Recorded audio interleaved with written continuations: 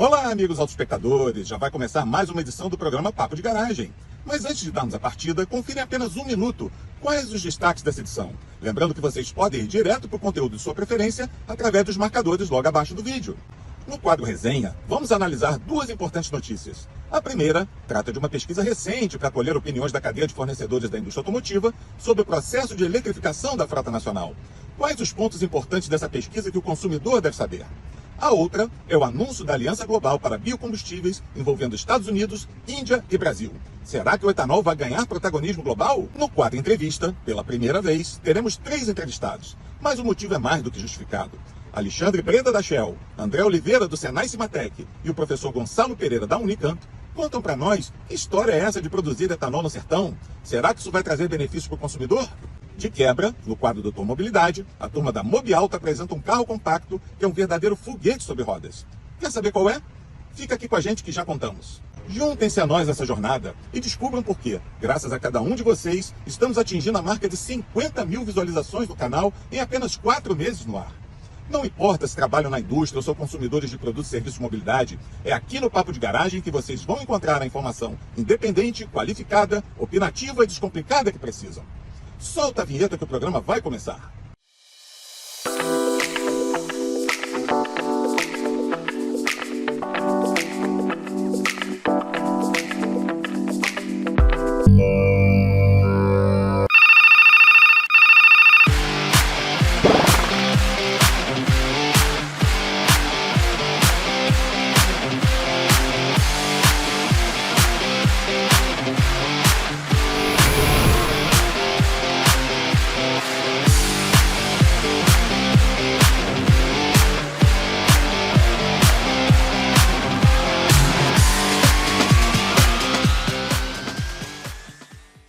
Agora sim, olá, autoespectadores, sejam muito bem-vindos ao programa Papo de Garagem. Márcio, se descarbonização é o assunto do momento no mundo inteiro, essa edição vai deixar nossos autoespectadores super atualizados, hein? É verdade, meu amigo Bacelar. Teremos hoje um programa importante e cheio de novidades. Mas, como sempre, para que possamos continuar fazendo um trabalho interessante aqui no nosso Papo de Garagem, nós precisamos interagir com os nossos amigos autoespectadores. Meus amigos, por favor, não deixem de escrever suas sugestões e críticas aqui embaixo nos comentários. Eles serão muito importantes para continuarmos aperfeiçoando o programa e entregarmos o conteúdo que vocês escolherem de agora em diante. É isso mesmo, Márcio. Aliás, isso me lembra de passar uma importante mensagem para os nossos autoespectadores. Amigos, gostaria de fazer um pedido muito especial para vocês. Deem uma pausa agora no vídeo, vão lá, inscrevam-se no canal e ativem as notificações. É tudo muito fácil, rápido, bem aqui embaixo. Nós estamos com várias ideias promocionais para o nosso canal, mas pelas regras do YouTube, só conseguiremos ir em frente com no mínimo 1000 inscritos. Podemos contar com vocês? Tenho certeza que sim. Muito obrigado pela atenção. Muito bom, Bacelar. Bom, você já chamou atenção para as nossas atrações de hoje e a agenda está bastante cheia, né? Que tal a gente chamar agora a mensagem do nosso patrocinador master, a GWM do Brasil, e voltarmos em poucos segundos?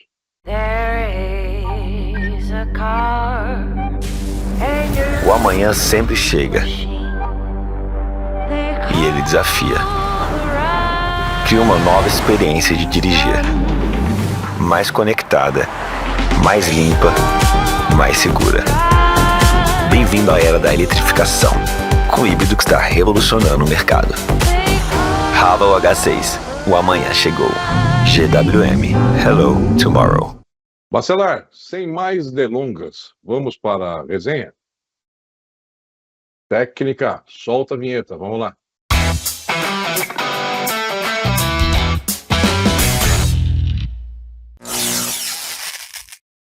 Bacelar, como temos que economizar tempo, porque teremos uma entrevista especial e muito importante hoje, eu vou te propor para fazermos uma resenha um pouco diferente. Nós temos 2 notícias importantes para analisar hoje. A primeira, que tem tudo a ver com a nossa entrevista, refere-se ao fato de que os governos do Brasil, dos Estados Unidos e da Índia estão conversando nesse momento para tentar apresentar em outubro, na próxima reunião do G20, uma aliança global para biocombustíveis. Essa ideia partiu do governo da Índia, deverá atrair mais países em apoio à transição energética global e, pelo menos em tese, poderá pavimentar o caminho para que o nosso etanol possa efetivamente se transformar em um commodity internacional. Isso é importante do meu ponto de vista, porque mostra que os esforços que o Brasil tem empreendido para divulgar o etanol estão realmente surtindo efeito. A segunda matéria que também quero destacar também tem um pouco a ver com o que vamos conversar na nossa entrevista, e refere-se à pesquisa recentemente feita pela Boston Consulting, em parceria com o Sindipeças e com a Anfávia. Essa pesquisa ouviu 65 empresas no Brasil, foi realizada agora ao longo do segundo trimestre. Dessas 65 empresas, 39 são brasileiras, as demais 22 são de origem multinacional. O resultado da pesquisa foi divulgado na semana passada, mostrando que, mesmo já se sabendo que os veículos elétricos terão um certo protagonismo no contexto mundial ao longo da próxima década, para 83% dos entrevistados, o Brasil deve focar esforços em veículos de combustão. Veja só, é uma surpresa.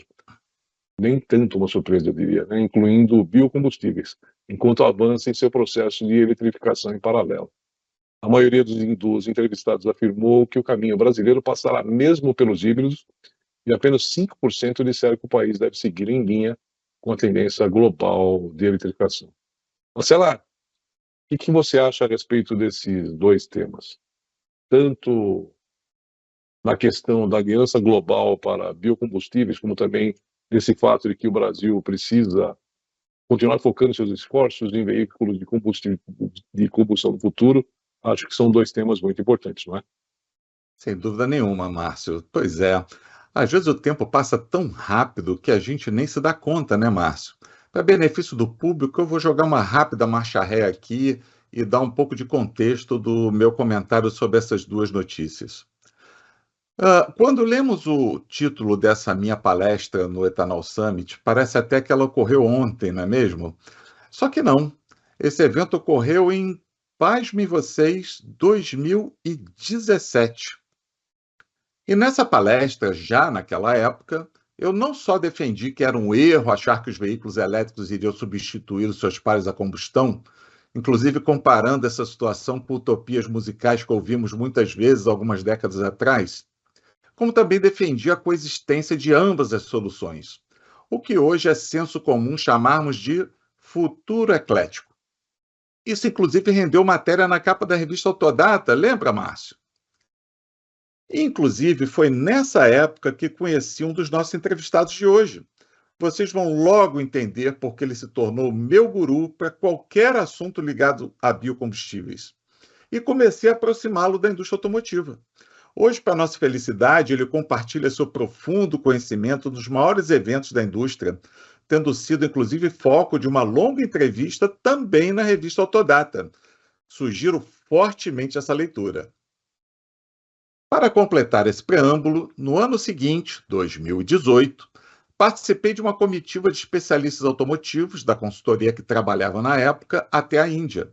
E depois de diversas reuniões, inclusive com pessoas do governo local e também muito estudo, fiquei convencido do enorme potencial do etanol na região, não só na Índia, mas em todo o Baixo Ásia. Na nossa entrevista, daqui a pouco, falaremos mais sobre isso. De lá para cá, muitas iniciativas foram tomadas nessa direção. Entidades representativas como a Única, Anfávia, Sindipeças e até o governo anterior, dentre outras, organizaram reuniões com o governo indiano para dar os primeiros passos rumo à utilização do etanol por lá. Para resumir o sucesso dessa empreitada, daquele 2018 até hoje, a Índia saiu de praticamente zero para perto de 30% de mistura de etanol à sua gasolina. Chegando de volta à formação da Aliança Global de Biocombustíveis, esta nada mais é do que a continuidade do que vem sendo feito ao longo dos últimos anos. E, obviamente, contar com a parceria dos Estados Unidos e da Índia para engrossar a nossa voz em favor do etanol, e por que não dizer dos biocombustíveis em geral, é estrategicamente fundamental para alcançarmos o objetivo de lhes dar escala global para o benefício da humanidade. Quanto à questão da pesquisa da BCG em parceria com a Anfávia e Sindipeças, infelizmente não tive acesso direto ao documento, mas vou usar a matéria muito bem escrita, por sinal, da Soraya Pedroso da Autodata, para jogar luz sobre alguns pontos bem importantes.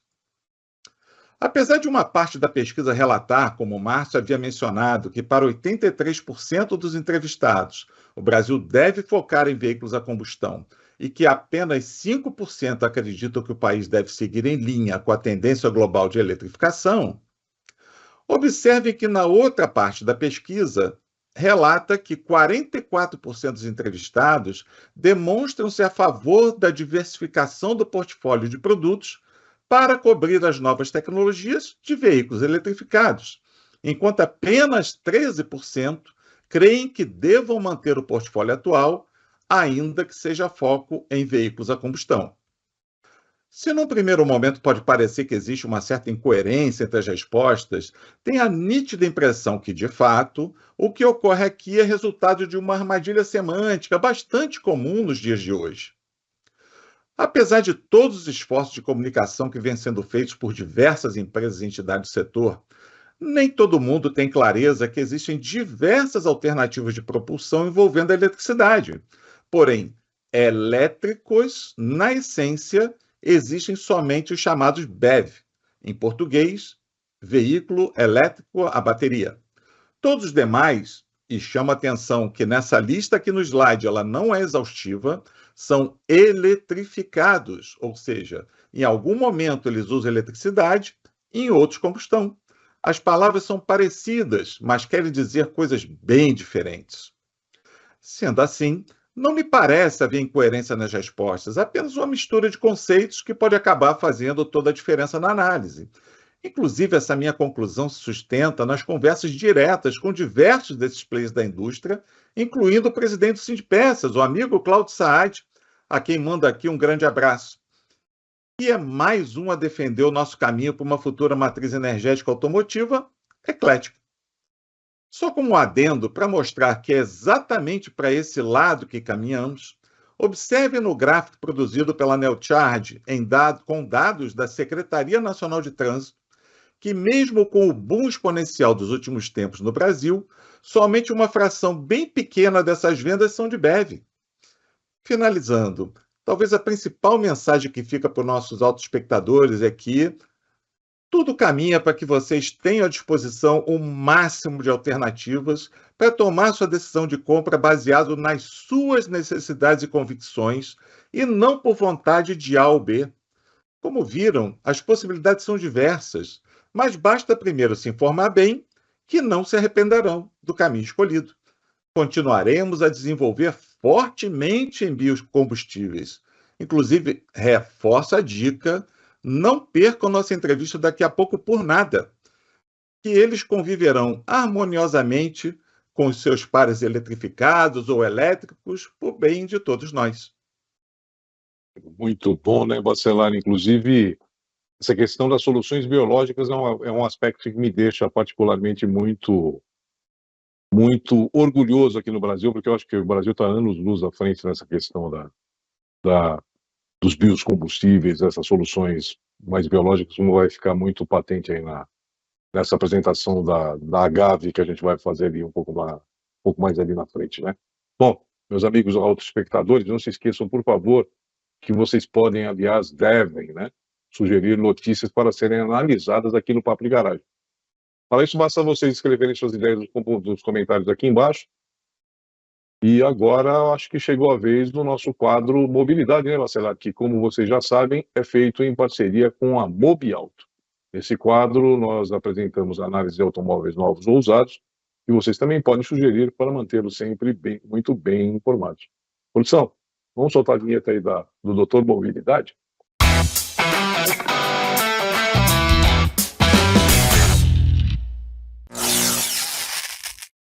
Fala pessoal, GR Corolla na área, eu vou contar tudo pra vocês agora em mais um Mob-Vlog.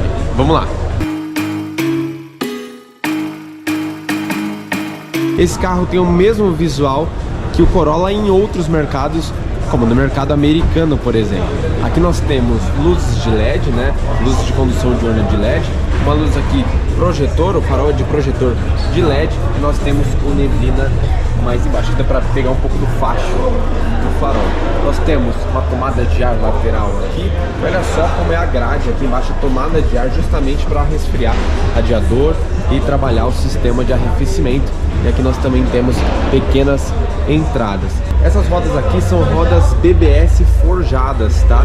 Então é uma roda especial e ela tem aí 18 polegadas, como vocês podem ver no detalhe. Pneus 235/40, tá? São pneus com perfil até ok para um carro com essa proposta, né? Que é de ser um carro urbano, porém esportivo, quase um carro de pista. Assinatura GR, mostrando que ele é um esportivo, né? E aqui nós temos acabamento escurecido da capa dos retrovisores, combinando ali com essa roda grafite e também com o teto, tá? Teto que é de carbono para diminuir justamente o peso do carro e melhorar aí o desempenho dele. Nós temos as lanternas aqui com o contorno, né, da luz de LED. Porta-malas, deixa eu mostrar para vocês. Abrir aqui o porta-malas, tá? Uma coisa bem interessante desse carro é o seguinte: ele é o único Corolla, GR Corolla do mundo que vai ter step. Aqui a Toyota retirou, no caso ele ficaria aqui em cima, tomaria boa parte aqui do compartimento, mas a Toyota retirou por conta do evento. É um design bem robusto, né? Com uma larga faixa aqui em relação ao porta-malas, também ajuda na aerodinâmica e estabilidade. O volante gostoso de dirigir, macio, está sempre na mão. Aqui ele é estreito, então você consegue encaixar a mão e manter sempre seguro, né? Mantém uma certa segurança porque você sente que você está sempre com o carro, controle total do carro nas mãos. Os bancos, eles repetem o acabamento que eu comentei ali atrás, né? E aqui dá pra gente ver, por ele ser perfurado, os detalhes em vermelho das costuras e também aqui do centro. São bancos esportivos, eles abraçam bem o motorista, tá? O esquema de acabamento é o mesmo que a gente viu ali atrás, com suede e couro. Aqui todos os ajustes são manuais, tá? Tanto para encosto, quanto para altura, quanto para profundidade aqui. Tanto para cá, né? Se o motorista já é assim, passageiro também será. A gente tá falando aqui de um carro que tem um motor 1.6, tá? São mais de 300 cavalos de potência, quase 40 kg de torque, gerenciado aí por um câmbio manual de 6 marchas. O que mais impressiona é que é um carro com motor de 3 cilindros. Para vocês terem uma noção da robustez desse carro, a gente tem suspensão McPherson na frente, mas atrás nós temos um sistema do tipo Double Wishbone. Mas o que isso quer dizer? Para vocês terem uma noção, esse sistema é tão robusto que ele é usado na Ford F-150, aquela picape grande da Ford. Sistema de tração que é selecionável, a gente pode usar tanto 50-50 como 60-40, e aí você pode selecionar e usá-lo como preferir. Não deixa de compartilhar o vídeo com a galera, de curtir, deixar o seu like, claro, de se inscrever no nosso canal e ativar aí o sininho. Para quê? Para você receber todas as notificações de vídeos novos que a gente faz e você vai ficar por dentro de todo o conteúdo do mundo automotivo, beleza?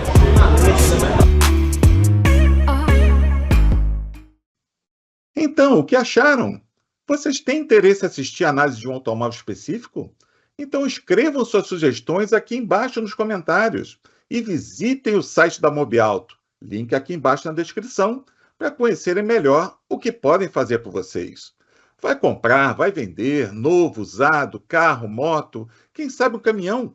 Não deixe de se inscrever no canal e assistam nossas dicas para tomar sempre a melhor decisão. Muito bom. Meus amigos, chegou o momento do nosso tão aguardado quadro Entrevista. Mas antes da gente começar, deem uma pausa agora nesse vídeo, se inscrevam no nosso canal e ativem as notificações. Tudo muito fácil e rápido, bem aqui embaixo da gente aqui. Nós precisamos chegar em 1000 inscritos. Podemos contar com todos vocês para alcançarmos este objetivo? Técnica, solta agora a vinheta da entrevista.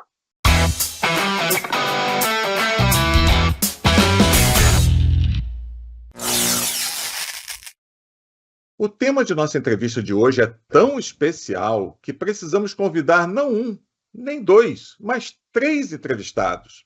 São líderes de um projeto ambicioso, espetacular, que visa expandir o nosso potencial de produção de etanol para limites nunca pensados, o nosso sertão. Márcio, como são muitos currículos de peso, vou pedir sua ajuda aqui, tá bom? Vamos alternar a apresentação dos nossos convidados.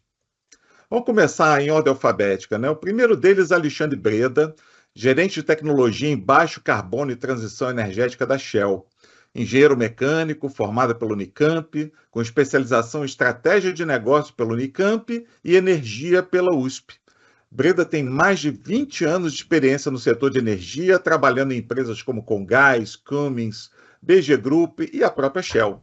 Atualmente é responsável por desenvolvimento de projetos de tecnologia em áreas como biocombustíveis, NBS, soluções baseadas na natureza, CCS, captura e sequestro de carbono, Breda, se eu errar, você, por favor, me corrija, e renováveis, solar, eólica, bateria, hidrogênio, enfim. Seja muito bem-vindo, Breda. Muito obrigado, Bacelar. Prazer é meu estar aqui. Obrigado pelo convite. Muito bom. O nosso segundo convidado de hoje é o André Oliveira, que é superintendente de novos negócios e planejamento executivo das áreas tecnológicas de P&G, mineração e agroindústria no Senai Cimatec. O André é responsável pelo desenvolvimento de parcerias, planos de negócios, planejamento estratégico e pela implantação do Instituto de Economia Industrial do Senai. Tem experiência nas áreas de energia, desenvolvimento e gestão de negócios, inovação, empreendedorismo, sustentabilidade, cadeia de suprimentos e docência. André, seja muito bem-vindo a essa nossa entrevista. Oi, Márcio Bacelar. Boa tarde, excelente estar aqui com vocês e com colegas maravilhosos aqui, Breda e Gonçalo. Muito bom vê-los aqui também. Pois bem, vamos lá. Já o nosso terceiro convidado é um queridíssimo de longa data. Como eu havia mencionado lá no quadro Resenha, é o meu guru em qualquer assunto ligado a biocombustíveis faz tempo, professor Gonçalo Pereira. Professor titular da Unicamp, coordenador do Laboratório de Genômica e Bioenergia, pesquisador do CNPq e membro da Academia de Ciências do Estado de São Paulo. Professor Gonçalo é formado em Engenharia Agrônoma pela Universidade Federal da Bahia, mestre em Genética e Melhoramento de Plantas pela Exalc-USP, doutor em Genética Molecular pela Universidade de Heinrich-Heine, na Alemanha, e pós-doutorado em Genética Molecular no Instituto de Química da USP. Publicou 176 artigos científicos internacionais, 2 livros, 38 patentes. É reconhecido como uma das personalidades mais influentes do setor de energia e, em 2023, recebeu a Medalha Nacional do Mérito Científico. Tudo isso é para ser sucinto, hein? Seja muito bem-vindo, amigo Gonçalo. Ricardo, é muito prazer, é uma honra estar aqui com você, com o Márcio, com esses amigos que já se tornaram irmãos. Muito obrigado. Agora eu vou dirigir aqui uma palavra para os nossos autoespectadores, né? Depois desse minis currículos, vocês já podem ter uma dimensão da riqueza de conteúdo que será entregue a você nessa entrevista. Então aproveito para reforçar o pedido para se inscreverem no canal e deixarem suas opiniões, críticas e comentários aqui embaixo nos comentários. É fundamental para continuarmos aperfeiçoando o nosso programa para vocês. Márcio, você começa com a primeira pergunta? Nessa Bacelar, minha primeira pergunta vai para o professor Gonçalo Pereira. Gonçalo, primeiramente eu quero te cumprimentar pelo fato de que você foi um dos indicados na categoria de personalidade do ano do setor automotivo do Prêmio Autodata desse ano. Eu acho que é a primeira vez que alguém que não faz parte da cadeia produtiva, vamos chamar assim, né, ou seja, que não é representante de montadora nem de entidade empresarial do setor ou fabricante de autopeças, é indicado para esse prêmio, cara. Bom, mas primeiro agradecer demais a generosidade, né? Você deve estar conversando muito com minha mãe para falar essas coisas todas.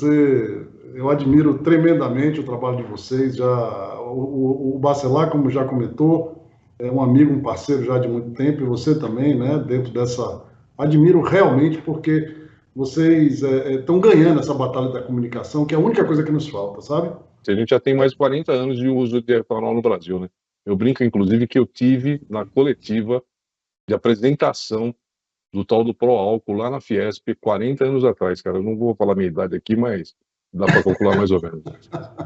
Agora, é meio que senso comum associar o etanol à cana-de-açúcar e talvez nem tanto tão comum assim, também as usinas que são concentradas aí no no interior do estado de São Paulo, né? Os grandes usineiros, os maiores usineiros que nós temos estão aqui no nosso estado aqui de São Paulo, né?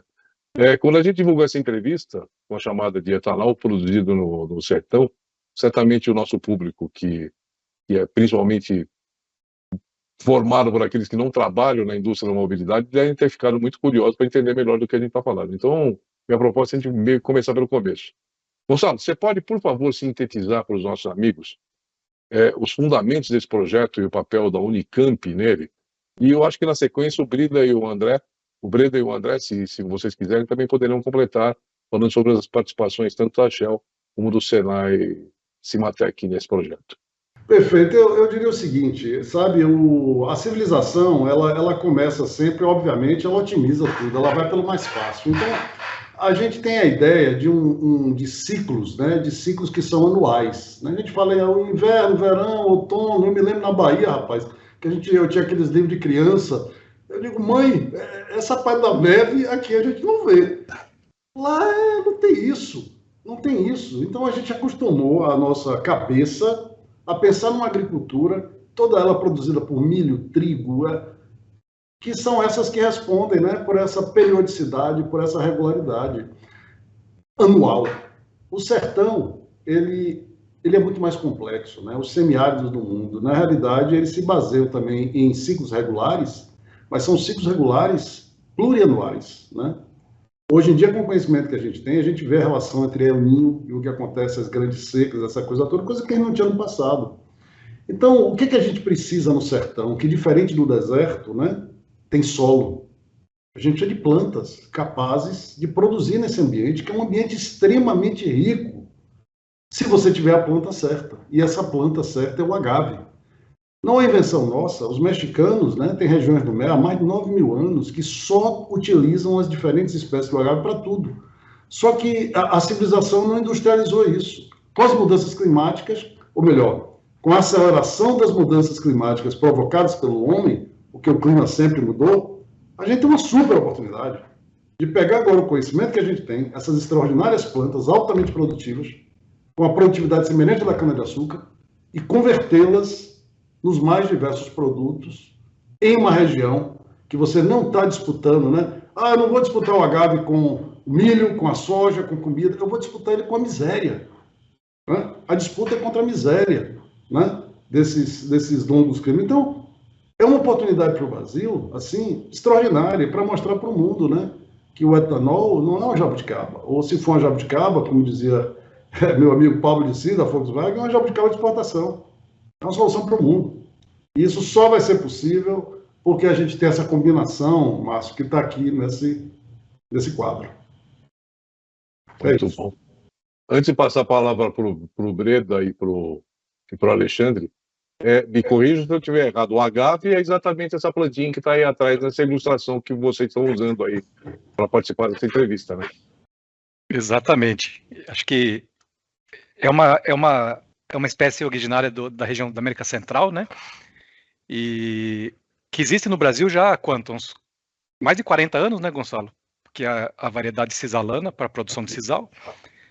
E o México usa outra variedade, mais a tequilana, para a produção da tequila, né? E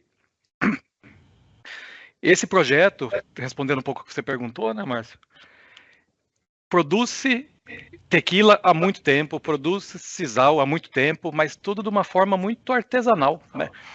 E quando a gente fala em biocombustível, você precisa de escala, né? E daí você sai de uma escala, por exemplo, o Brasil hoje em cachaça produz, sei lá, 1 bilhão de litros por ano, e em etanol produz 35 bilhões de litros de etanol. Então é outra escala que a gente fala, né?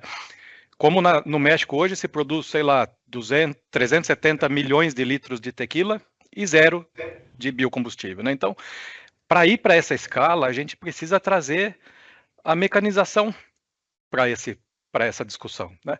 Então, quando a gente, junto com o Gonçalo, André, a gente estruturou esse programa, né? A gente está olhando para a cadeia inteira, tentando criar uma nova indústria, uma nova cadeia de valor, né? Então, tem que ver qual que é a melhor variedade para o Brasil, tem que ver se precisa adubar, qual fertilizante adequado, qual técnica de manejo se utilizar. Depois, mecanização da lavoura, você precisa de uma plantadeira, você precisa de uma colheitadeira, como vai ser plantado isso, com corredor a cada 1 metro, a cada 1,5 metro, a cada 2 metros, qual que é a melhor geometria dessas plantas dentro de uma propriedade, né?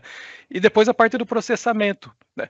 É etanol de primeira geração, etanol de segunda geração, biogás, pirólise para fazer biochar, eletricidade, são tantas coisas, tantas oportunidades, né, que demorou, sei lá, 400 anos para a indústria de cana-de-açúcar se desenvolver.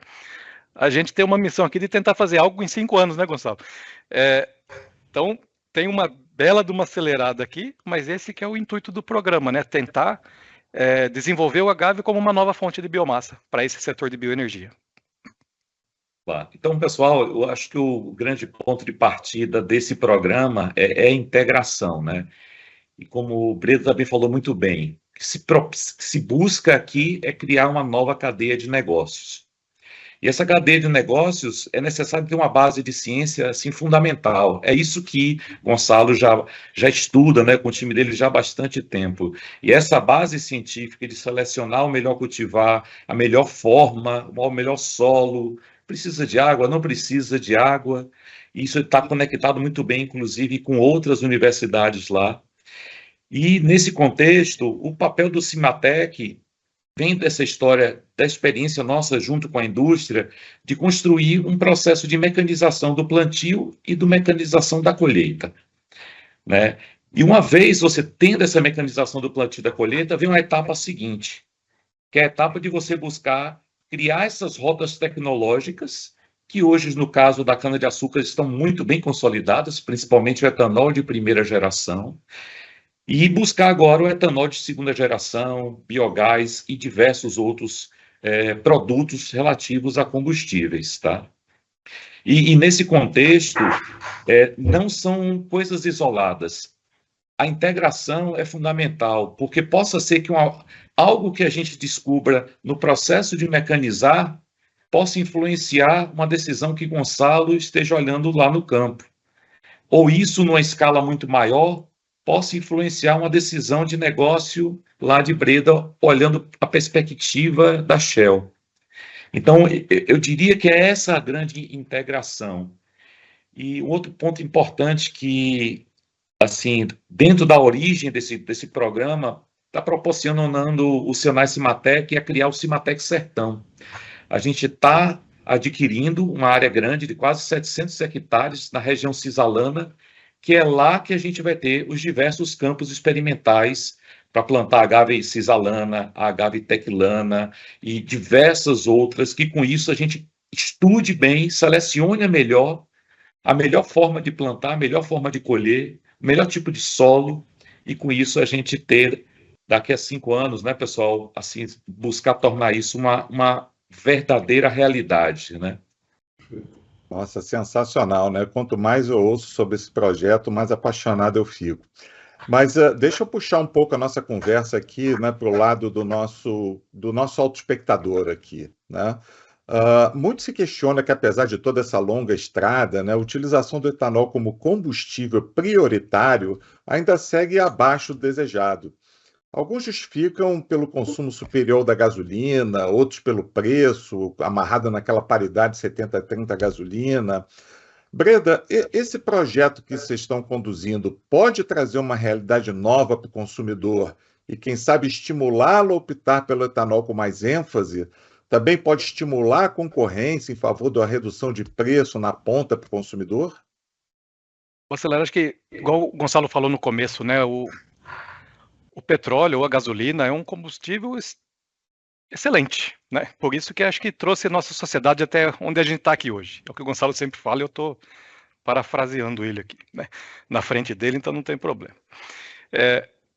Então, substituir esse combustível não é fácil, não é uma tarefa fácil. Só que no Brasil, há 40 anos, a gente já tem uma alternativa, né? E é uma alternativa que gera bastante emprego local, que reduz emissão de carbono, mais do que isso, que sequestra carbono, né? Então, é um produto maravilhoso. E se você olhar para a cadeia de cana-de-açúcar, né? Sei lá, quando chegou a primeira cana no Brasil, quase 500 anos atrás, né? Começou-se com açúcar, foi para etanol, foi para energia elétrica, foi para biogás, foi para etanol de segunda geração. O que mais que a gente consegue extrair dessa planta, né? E outras plantas? Que outras plantas a gente consegue trazer para o jogo, né?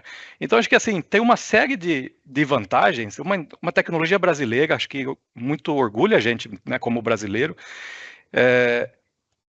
que a gente lidera, a gente é líder disso. Então, quando a gente fala de autonomia, né, de veículo, essa discussão quase não aparece quando a gente fala de carro elétrico, né? Então, será que é um problema mesmo ou é algo que a gente mesmo cria na nossa cabeça, né? Rodar um carro etanol, rodar 400 quilômetros, será que você consegue rodar 400 quilômetros num carro elétrico, né? Então, e lá nessa discussão quase que não acontece, né? Então, assim, acho que tem muitas... esse canal aberto que a gente tem com a academia, empresas, como nós três aqui, né, é para tentar trazer informação técnica, científica, qualificada, para o público em geral tomar sua decisão, né? Então, a gente tem a bala de prata, que é a melhor coisa do mundo? Não, é mais uma opção, né? E acho que esse mundo do futuro é esse mundo mesmo de es, e não um mundo de ous, né? Então, a gente está trazendo mais uma opção e deixando a critério da sociedade escolher, né? Então, acho que o mundo precisa de opção, né? Acho que é muito complicado quando a gente não tem opção. Daí, alguém decidiu por você. Então, agora, se você tem essa opção, deixa a sociedade decidir, tá bom? Acho. Muito bom, cara. E vou falar aqui uma coisa, né? A minha consciência ambiental me diz que eu tenho que abastecer sempre com etanol. Então, eu só coloco etanol no meu carro. E só em cima disso aí que você falou, eu não lembro, cara, de ter ficado 40 minutos para abastecer meu carro, nenhuma bomba. Também não lembro de ter tido que ficar esperando alguém ficar 40 minutos ali abastecendo o carro dele na bomba para poder ir. Porque etanol você tem no Brasil inteiro, gente. É um troço absurdo, né? Você para em qualquer posto, em 2 minutos você abastece e vai embora. Então, os 400 quilômetros de autonomia é detalhe, no meu ponto de vista. Agora, conhecendo as possibilidades de desdobramento desse projeto em mais detalhes, né, eu acho que se a gente ficar falando só do etanol, a gente acaba correndo o risco de minimizar até o potencial do projeto, né? André, conta pra gente o que a gente pode esperar em termos de biocombustíveis em geral a partir daí. Tem uma revolução que já está acontecendo no nosso país e que eu acho que precisa ser melhor divulgada, que é a questão do biogás. O biogás já está aquecendo, está acontecendo, o biometano já está chegando. A gente vai para o interior de São Paulo, já várias usinas já produzem, já usam na sua própria frota, nos seus caminhões. Isso já está acontecendo. Então, esse aprendizado histórico da cana-de-açúcar, a gente vai converter comprimido e rápido para a agave. Eu vislumbro, imagine o seguinte, vamos nos transportar daqui a 10 anos na frente.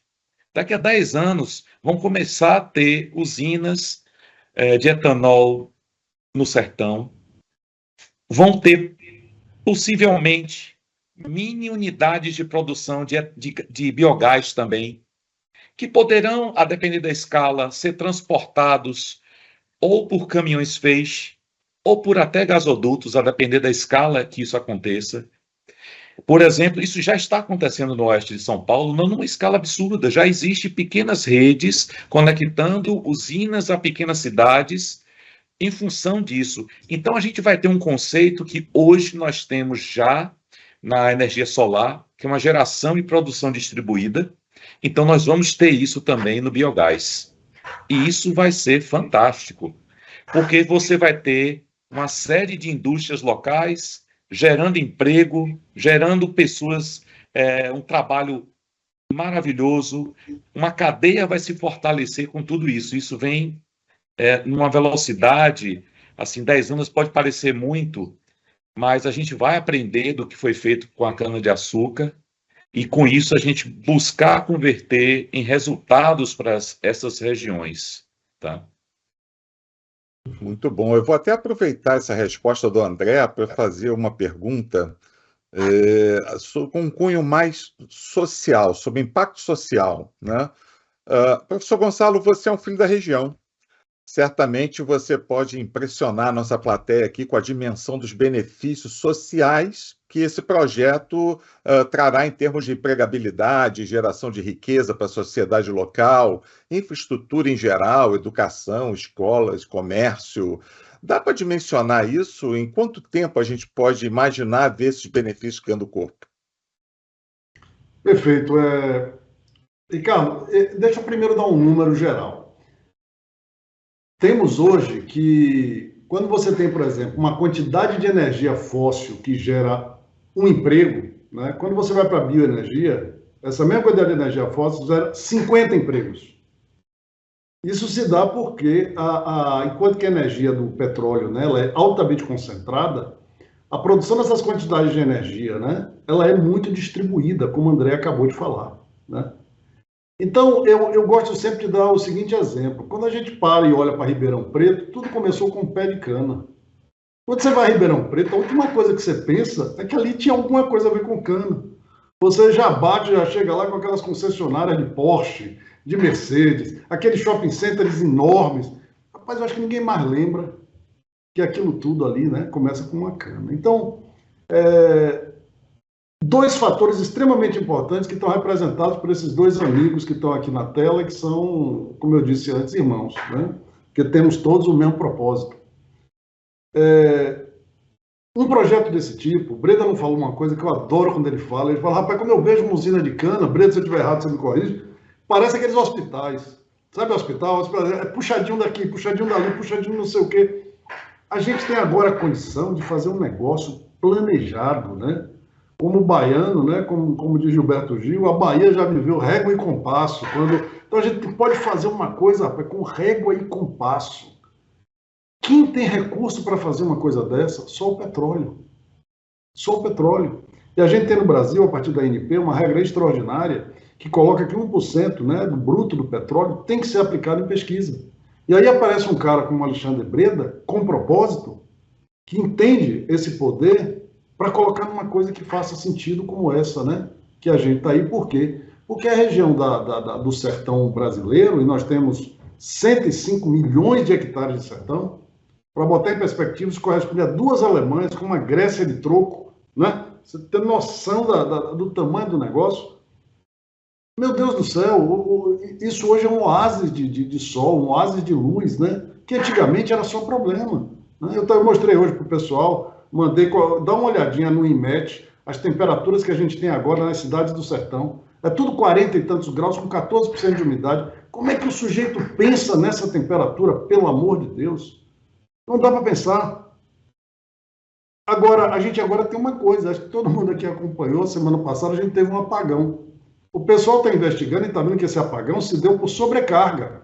Mas não foi sobrecarga de uso de energia, foi sobrecarga de produção de energia. Agora a gente tem condição, e essa sobrecarga de produção de energia do sertão, do Nordeste, é incrível. Agora a gente tem um excedente de eletricidade que dá para a gente colocar ar-condicionado nas escolas. Isso não é detalhe, pessoal. O que faz riqueza no mundo não é recurso natural, não é commodity. O que faz riqueza no mundo é a conversão, a partir da inteligência, das commodities em produtos. E agora a gente tem, pela primeira vez na nossa história, todas essas condições juntas, né? E aí a gente vai aqui para o André com o Senai Cimatec. Eu duvido que alguém chegue no Senai Cimatec e não diga uma expressão que eu já ouvi não sei quantas vezes. Meu Deus, eu não sabia que a gente tinha uma coisa dessa no país.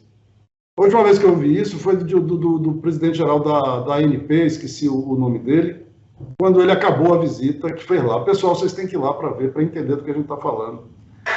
No Senai Cimatec, a gente tem na academia, né, as ideias, os conceitos, né, as pequenas TRLs, quando se fala, que a gente consegue levar, né, ao Senai Cimatec, para a partir dali você ir para as plantas piloto. Ou seja, todos os testes já chegam para ir realmente e virar produto. Isso é inédito no Brasil. O Brasil é hoje o 12º maior produtor de ciência do mundo. E quando a gente vai olhar a nossa inovação, a gente está no 70º lugar, ou seja, a gente não integrou o que a gente sabe com o que a gente faz. Agora, com o Senai Cimatec, a gente tem essa condição. Então, Ricardo, para ir de novo para você, quando a gente colocar agora uma biorefinaria no sertão, vem junto uma escola técnica, Vem junto. Uma escola com ar-condicionado, que você pode botar um prêmio. Rapaz, eu brinco sempre o seguinte. Se Newton, né, tivesse lá na região do Cacau, né, com 30 graus, 100% de umidade, e visse uma jaca cair, a última coisa que ele ia pensar era em gravidade. Ele ia pensar no máximo em uma geleia. É isso. Não dá, o cérebro é uma máquina. Essa máquina, nós aqui, né, que vocês, melhor dizendo, que entendem de motores, que entendem... Essa máquina não funciona de qualquer jeito, você precisa das condições adequadas. E agora nós temos, pessoal. Olha, tem um número, vou finalizar essa longa resposta, porque no fundo, tudo se trata de capital humano. Eu não sei se vocês sabem, mas o ITA, se você quiser estudar no ITA, sabe onde é que você tem que ir se preparar? É no Ceará. O ITA é entupido de cearense. Esses caras, né? Quer dizer, eu sempre falo isso para mostrar o seguinte: não é uma questão de inteligência, não é uma questão de genética, não é questão de condição. Né? E agora a gente tem uma situação inédita de recurso, propósito, capacitação. A gente vai desde as ideias, dos conhecimentos, até a geração de uma coisa que realmente, né, gere riqueza. E vocês falaram aí no início, e eu concordo totalmente, pessoal, é um bom negócio. Nós vamos ver investidores. Como é que a gente está, Breda, André, a quantidade de consultas sobre o projeto? Então a gente está vivendo uma situação nova, uma coisa realmente inédita no país. Muito bom. Bom, deixa eu passar aqui um recado aqui para os nossos amigos espectadores, né? Não se esqueçam, por favor, de se inscreverem no nosso canal para ser informados sobre nossas próximas atrações. Isso é muito importante para a gente poder continuar dando sequência a esse projeto que estamos fazendo aqui, ok? Gonçalo, eu tive a oportunidade, ainda nesse aspecto social, eu tive a oportunidade no começo da minha carreira de trabalhar como divulgador das ações da STAB, que era a Sociedade dos Técnicos Alcooleiros e Açucareiros do Brasil. Eu tive a oportunidade de acompanhar de perto ali no começo da década de 80, trabalho de desenvolvimento social muito forte que foi feito aqui no interior do estado de São Paulo, também lá no Nordeste, ali nas regiões ali de Pernambuco, né, onde você tem plantações de cana, ali no Alagoas também, né? Então você teve realmente um desenvolvimento social muito forte aqui no estado, principalmente aqui no estado de São Paulo, né? E se vocês conseguirem levar esse desenvolvimento para essas regiões aí do sertão, com esse projeto do ACAB, eu acho que vai ser maravilhoso para o Brasil, né? Agora, mudando um pouco de assunto, né, a gente tem acompanhado iniciativas promissoras de internacionalização do etanol, talvez não só do produto em si, mas de toda a tecnologia em torno do ciclo produtivo, né, o que pode até trazer mais valor agregado aí para o Brasil, né? No caso da Índia, eu acho que é emblemático, mas o sul da Ásia também pode ser um excelente target. Já tivemos, inclusive, conversas com alguns países da África e até da Europa a respeito do tal do etanol, né? Há poucos dias, inclusive, a gente noticiou aí agora na resenha o anúncio dessa aliança global para biocombustíveis envolvendo os Estados Unidos, Índia e Brasil. Com relação a esse projeto de vocês, temos alguma coisa no radar nesse sentido, já de começar a internacionalizar isso aí? Deixa eu começar, mas eu acho que o Breda também tem notícias sobre isso. Olha, sim, temos amigos, principalmente da Índia, super interessados. Eu até conectei já alguns deles com o pessoal na Austrália, que também estava fazendo viveiros de agave, mas eles percebem a mesma coisa que nós percebemos, né? Eles percebem a mesma coisa que nós percebemos. Isso ainda não está num estágio como, por exemplo, a gente tem do etanol da cana, mas eu não tenho dúvida que, à medida que as coisas forem acontecendo no país, eles estão antenados. E a gente vai passar para vários países do mundo com condições semelhantes de semiárido, que é um dos biomas mais frequentes do planeta. Você tem mais semiárido do que floresta, por exemplo. Né? Então, é uma imensa oportunidade, não só para o Brasil, mas para todo mundo. E a gente tem a possibilidade de liderar, né, esse movimento. Ele quer completar? Quando a gente começou, né, esse projeto, brincava muito com o Gonçalo. Gonçalo, por que ninguém nunca pensou nisso? É tão óbvio agora que a gente vê, né? E por que nunca ninguém pensou nisso? Né? Será que a gente é tão mais esperto que o mundo assim, né, Gonçalo? E daí, assim, sobre o ombro dos gigantes, né, Márcio? Acho que a gente está no momento certo e a gente só pode falar nisso hoje porque teve um Proálcool 40 anos atrás, porque teve o Gonçalo fazendo um doutorado lá na Alemanha, sei lá, não vou falar quanto tempo atrás, Gonçalo, mas talvez um ano atrás você foi fazer seu doutorado na Alemanha. Então, assim, sei lá, com bolsa de FAPESP ou bolsa de alguém, graças a isso, né, que a gente hoje está aqui falando desse projeto. Então, são coisas que levam tempo mesmo, né? Vai demorar o tempo que tiver que demorar. E a gente só pode falar isso hoje porque o Gonçalo foi lá, porque a ANP tem essa regra maravilhosa de 1% de investimento em P&D que outros países não têm, né? Então, a gente tem essa tecnologia pronta hoje para implementar em outras regiões de semiárido? Não, não tem. Então, precisa desenvolver. Então, estamos aqui, nós três, né, como representando as nossas 3 instituições aqui, e um grupo extremamente engajado e comprometido para desenvolver. Depois que tiver desenvolvido, eu não tenho dúvida que isso aqui possa ser replicado em quantos milhões de hectares de semiárido a gente tem nesse planeta, né? Então, e como o Gonçalo sempre fala, sempre é a região mais pobre de qualquer país, né? Região de semiárido. Então, tem um potencial de replicação, né? Muito, muito grande. Mas, de novo, um passo de cada vez. Em tecnologia não adianta, não tem atalho em tecnologia, né? Vai ter um passo após. A gente ouve muito, poxa, não dá para acelerar, 5 anos é muito tempo, não dá para fazer um ano que vem, já posso começar a plantar? Não, né? Tem o tempo, não adianta.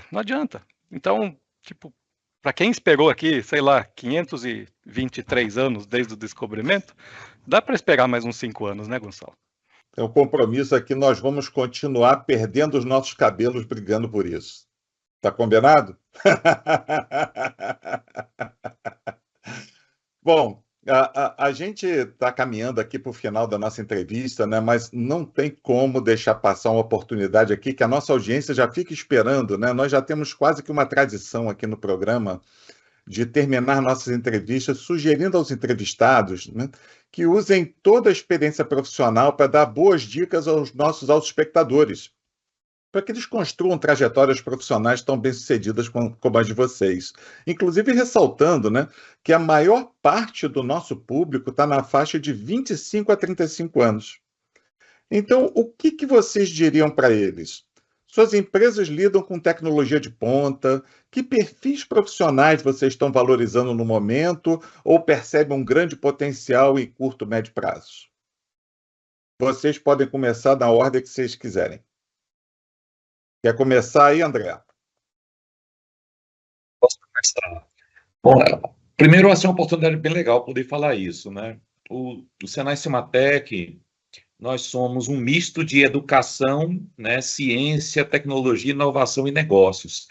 Então, lá nós temos uma escola técnica, nós temos um centro universitário com vários cursos de engenharia e arquitetura, várias pós, mestrados e doutorados, e dentro desse mesmo ecossistema, um centro de tecnologia, que aí o que a gente vivencia lá? São 40 áreas tecnológicas que vão de inteligência artificial, biotecnologia, robótica autônoma, desenvolvimento de produtos, são muitas coisas ao mesmo tempo. E a boa notícia é que tem muita coisa boa acontecendo. Hoje o Senai Cimatec contrata uma média por mês de 40 profissionais das mais diversas áreas. Pessoas que são técnicos, pessoas que têm uma especialização, pessoas que acabaram um doutorado, que querem fazer um mestrado e querem ter uma bolsa. Então, hoje, assim, eu diria que a tecnologia está aí e as pessoas têm as informações aí. Então, as pessoas precisam achar sua vocação, lógico, mas correr, porque as oportunidades estão acontecendo. A mesma coisa é o Gonçalo. O Gonçalo tem várias bolsas lá também aberto. As coisas estão acontecendo. E, assim, de uma maneira mais focada e alguns temas importantes nos quais o Brasil tem uma vocação natural, eu acho que a questão da bioeconomia, seja numa visão econômica dela, numa visão de engenharia, de tecnologia, da biologia, são muitas oportunidades hoje. E isso vai alavancar esse conhecimento, essas pessoas estudando isso é que vai alavancar o país mais ainda. Isso associado com a questão da inteligência artificial, porque a inteligência artificial já está em muita coisa e em breve vai estar em tudo. Então, ela ocorre de uma maneira transversal. Então, se eu pudesse dar uma dica aí nisso, conectado com todos esses desafios que a gente tem aqui no Brave, eu apostaria isso. Se eu tivesse entre 25 e 35 anos, certamente eu apostaria nisso, porque vai ter muita oportunidade bacana. Acho que o primeiro chefe que eu tive, Sérgio Paes, se estiver nos ouvindo aqui, ele falava muito de insatisfação construtiva do status quo. Ele falou, você tem que ser esse cara, né? Que indaga tudo, sabe? Questiona tudo, não aceita nada de primeira, sabe? E vai, é curioso, pergunta, futrica, checa. É essa curiosidade que nos leva para frente, né? A formação, se é, sei lá, engenheiro, físico, matemático, biólogo, aí pouco importa, né? Acho que cada um vai se achar na sua disciplina, né? Mas ter esse comportamento, sabe? Que uns podem falar até, puto, cara, chato, pergunta tudo, né? Mas acho que isso que é o legal, né? É o cara que está sempre querendo questionar, querendo mais, melhorar. Mas, de novo, é insatisfação construtiva, né? Sempre questionando, tentando melhorar as coisas, tentando fazer de um jeito diferente. E acho que a base, né, de nós três aqui, acho que é esse propósito, né? A gente aqui é movido a propósito, né? Então, o que faz a gente sair da cama de manhã e vir entregar o Brave aqui é esse propósito de fazer algo mais, né? Então, acho que essa seria uma dica que eu traria, tá? Bacana. Aí que André e Breda, né, falaram. Eu penso um pouco assim, sabe? Essa história da inteligência artificial, por exemplo, né? Que de inteligência não tem nada. Isso aí, na realidade, é uma memória articulada, né? Não tem nada a ver com inteligência. Inteligência demanda emoção, né? E se eu tivesse que sugerir alguma coisa, né, para justamente, que aliás é o que eu falo aqui todo dia para os alunos, para os meninos, para esse timaço que a gente tem aqui na Unicamp, que é... Olha, eu dou sempre uma dica super simples. Desliguem essa porcaria. Eu estou falando sério. Desliguem esse negócio. A construção, né, o que vai fazer a diferença, o que vai ter valor, seguindo aí um pouco o que Breda está falando, são novas ideias. Não é uma ideia que o ChatGPT vai lhe dar como resposta. Isso não vai lhe trazer nada. Porque aí eu não preciso de você, eu preciso do ChatGPT. O que a gente precisa é de gente que mergulhe, que se aprofunde, que entenda. Quando você está aprendendo, por que a criança repete tanto ao aprender? Ela está formando, né, um caminho neuronal. Ela está formando um caminho neuronal. O primeiro caminho, né, é como se você pisasse um gramado, aparece aquela masquinha. O segundo caminho, até que chega uma hora que você repete tanto que aquele caminho, né, fica pavimentado. Aí você está pavimentando o seu caminho, aprendendo alguma coisa. Aí vem uma notificação do celular. Destruiu o seu esforço. Pessoal, eu sei o que eu estou falando, sou professor. É inacreditável. Se eu tivesse um grande inimigo, que graças a Deus eu não tenho, eu daria para ele de presente um telefone celular, o mais avançado do mundo, que não deixasse ele de fora de nada. Rapaz, esse seria o cavalo de Troia, né? Mais maravilhoso. E eu acho que esse é o risco. A gente tem pessoas no Brasil que são simplesmente mentes extraordinárias e muitas a gente está, né, devastando com o mau uso da tecnologia. Muito bom. Bom, meus amigos, eu acredito muito mesmo nessa questão do etanol e dos biocombustíveis e confesso que sou muito orgulhoso em saber que o Brasil é tão à frente nesse assunto, né? A gente realmente está muito à frente nessa questão da descarbonização via essa questão do etanol dos biocombustíveis em relação ao mundo, né? Por isso eu acho que fizemos talvez hoje uma das mais importantes entrevistas dessa nossa curta história do Papo de Garagem, e eu quero realmente agradecer muito vocês por esta oportunidade que nos deram de aprender tanto hoje. Bom, eu obviamente faço minhas as palavras do Márcio, né, e fico aqui maravilhado com a quantidade de conhecimento que a gente compartilhou. Se a gente falasse só da última resposta, já valeria ouro. Eu tenho certeza que os nossos autoespectadores aqui vão se cansar de compartilhar tudo que a gente discutiu aqui e entregou para eles. Fico muito feliz também de ajudar a dar luz para um projeto tão magnífico como esse que vocês estão conduzindo. Eu acho que, pô, dar os parabéns é muito pouco para isso. Eu estava até brincando que quando eu estudei para me preparar para fazer esse programa aqui, né, porque além da entrevista de vocês, a gente também falou muito sobre biocombustíveis no nosso primeiro quadro no Resenha.